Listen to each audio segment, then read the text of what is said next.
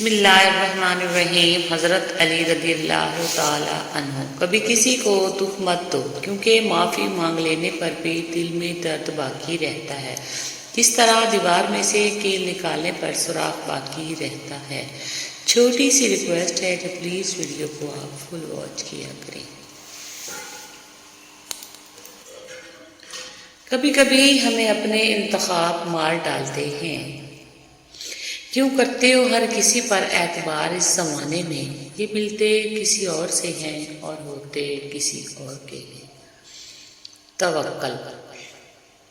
توکل وہ ہے جس کے ذریعے آگ ٹھنڈی کر دی جاتی ہے، جو ایڑیوں سے زمزم نکلوا دیتا ہے، جو دریا میں راستہ بنا دیتا ہے، جو یوسف کو یعقوب سے ملوا دیتا ہے، جو شدید طوفان میں کشتی نوح پار لگا دیتا ہے۔ تو کیا تم اپنے رب پر توکل نہیں کرو گے جو ناممکن کو ممکن کی قدرت رکھتا ہے؟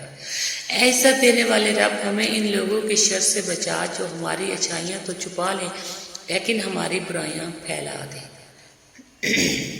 وقت دکھائی نہیں دیتا مگر دکھا بہت کچھ دیتا ہے۔ اسلامک مون کوٹس۔ اور میں تو ایک ایسی ماں کی بیٹی ہوں جس کے صبر کی مثال زمانہ دیتا ہے، تو پھر میرے صبر کی کوئی حد کیسے ہو سکتی ہے؟ 3 چیزیں کبھی واپس نہیں آتی: بولے گئے الفاظ، گزرا ہوا وقت اور ٹوٹا ہوا بھروسہ۔ انسان جب اپنی خواہشات اور ضروریات محدود کر لیتا ہے تو پھر اسے جھوٹ بولنے کی ضرورت ہی پیش نہیں آتی۔ بھلائی کرتے رہیے بہتے پانی کی طرح، برائی خود ہی کنارے لگ جائے گی کچرے کی طرح۔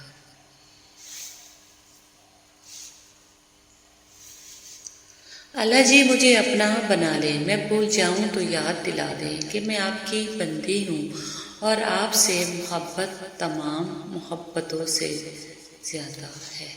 اللہ جی مجھے اپنا بنا لیں۔ بعض لوگ کہتے ہیں کہ میں غلط بات بالکل برداشت نہیں کرتا، در حقیقت غلط بات ہی تو برداشت کرنے والی ہوتی ہے، اچھی بات کو تو برداشت کرنے کی ضرورت ہی نہیں ہوتی۔ تم تہجد تک خود نہیں جاتے بلکہ تہجد کو تم تک لایا جاتا ہے، تم سجدوں کو نہیں چنتے بلکہ تمہیں سجدوں کے لیے چنا جاتا ہے۔ تمہارے شہر کی رونق بھی خوب تر ہے مگر جو میرے گاؤں کی شام ہے وہ تمام ہے۔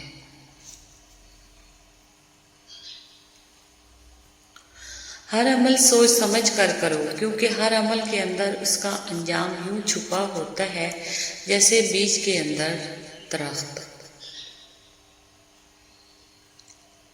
تنہا ہونا یہ نہیں ہوتا کہ آپ کے پاس کوئی نہیں ہے، بلکہ تنہا ہونا دراصل یہ ہوتا ہے کہ سب آپ کے پاس ہیں مگر آپ کا کوئی نہیں۔ رب پر یقین۔ جنہیں مقدر لکھنے والے رب پر یقین ہوتا ہے، بے شک ان کا نصیب بھی حسین ہوتا ہے۔ رب پر یقین۔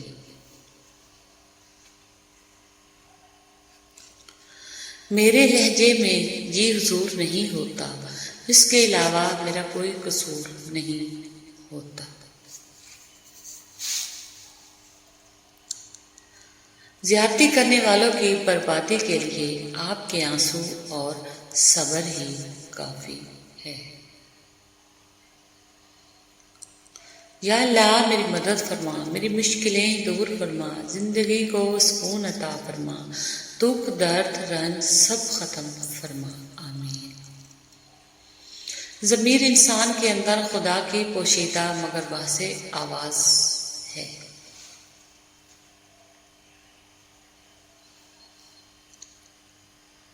رب کو اوپر نہ ڈھونڈ، ذرا سی گردن نیچے کر، رب تجھے اپنے دل میں ملے گا۔ چھوڑو وضاحت مختصر کرتے ہیں، مجبوریاں تب ہی آتی ہیں جب دل بھرتے ہیں۔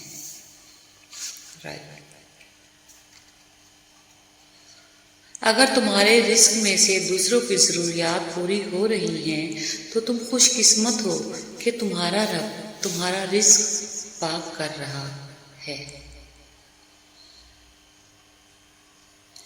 کئی لوگ تو نماز پڑھتے ہی نہیں اور کئی پڑھتے ہیں تو بے دھیانی والی۔ حقیقت یہ ہے کہ فلاح وہی لوگ پائیں گے جو نماز میں خشوع اختیار کریں گے، یعنی ان کا دھیان ان الفاظ کی طرف ہو کہ میں کیا کہہ رہا ہوں۔ پھل نہ درخت کے ڈالے کو لگتا ہے نہ اس کے مضبوط تنے کو، پھل لرزتی ہوئی عاجزی شاخ پر لگتا ہے۔ وہ مستقبل جس کے لیے آپ پریشان ہوتے ہیں، ہو سکتا ہے اس میں آپ ہوں ہی نہیں۔ آخرت کی فکر کریں کیونکہ روز حساب میں آپ یقینی طور پر ہوں گے۔ ترجمہ: اے اللہ مجھ سے آسان حساب لینا، آمین یا رب العالمین۔ تیرا سب سے اچھا بھائی وہ ہے جو تجھے ہدایت کا راستہ بتلائے۔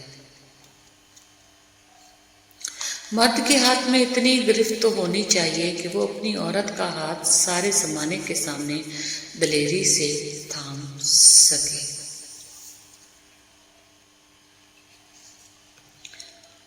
زندگی ہلکی پھلکی ہے، بوجھ تو سارا خواہشات کا ہے۔ آخری پکار، اور کیا پتا وہ بھی تمہاری آخری پکار کی طاق میں بیٹھا ہو اور جو تم مانگ رہے ہو وہی تمہیں ملنے والا ہو۔ قدر اور وقت بھی کمال کے ہوتے ہیں، جس کی قدر کرو وہ وقت نہیں دیتا اور جس کو وقت دو وہ قدر نہیں کرتا۔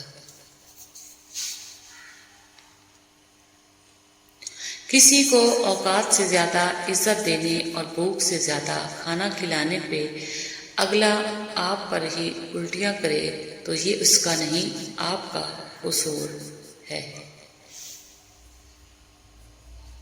زیادہ سمجھدار اور زیادہ بیوقوف میں کوئی فرق نہیں ہوتا کیونکہ یہ دونوں کسی کی نہیں سنتے۔ عورت جو پاک دامن عورت نماز روزے کی پابندی کرے اور جو شوہر کی خدمت کرے اس کے لیے جنت کے 8 دروازے کھول دیے جاتے ہیں۔